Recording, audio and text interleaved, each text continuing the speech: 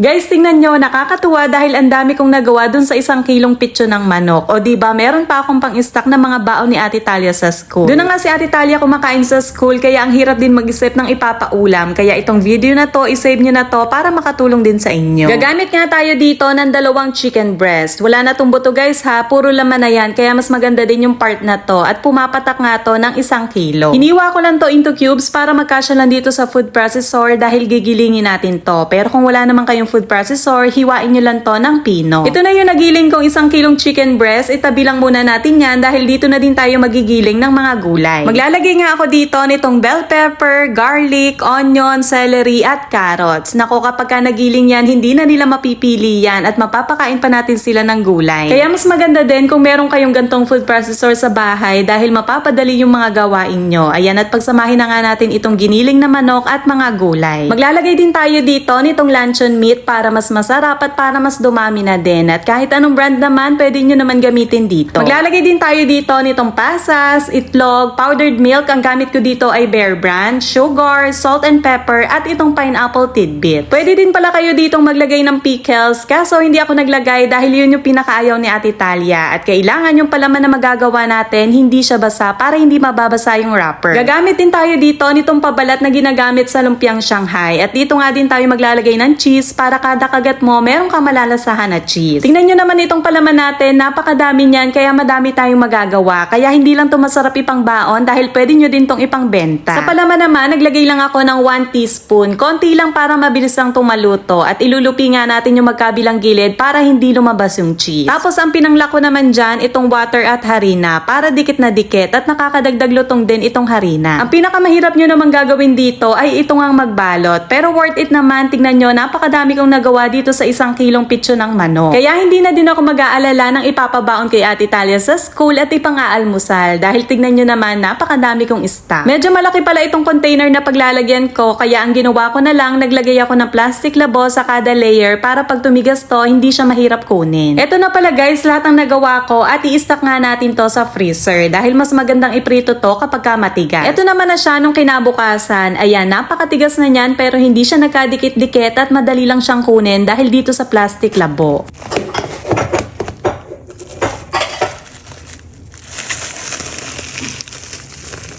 Nagprito na nga din ako dahil ito na din yung ipapabaon ko kay Ate Talia. Kapag ka nagprito naman kayo nito, sa mahinang apoy lang para luto yung loob. Kapag naman naging golden brown na yan at malutong na, pwede nyo nang hanguin. Ang ganda nga ng pagkakabalot natin dahil hindi lumabas yung cheese. Niready ko na nga din itong baon na ni Ate Talia at tingnan nyo naman itong rice niya, napaka-cute. Kaso nga lang Peppa Pig, wala talaga akong makitang kuromi. At ito namang ulam niya, hinati ko lang sa gitna. Embutido pala to guys na nilagay ko lang sa lumpia wrapper para meron din si Ate Talia ang makain na gulay. Naglagay lang din ako dyan ng konting mayonnaise at pipino. Nako, favorite niya yan. At ayan na, ready na ang baon ni Ate Talia.